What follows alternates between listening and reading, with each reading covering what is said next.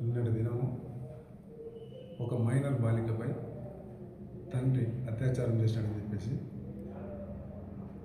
బాధితురాల నాన్నమ్మ ఫిర్యాదు చేసింది. తండ్రి సుమారు 12 సంవత్సరాల క్రితం మొదటి భార్య చనిపోయిన తర్వాత ఈ బాధితురాలు వాళ్ళ నాన్నమ్మ దగ్గరే పెరుగుతూ ఉండేది. మొన్నటి దినం ఈ 1 జనవరి 1కు ఇంటికని వచ్చేసి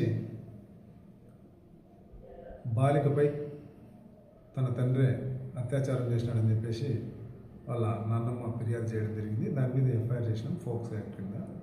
దాన్ని విచారిస్తున్నాం. తదుపరి వివరాలు తెలుపుతాం.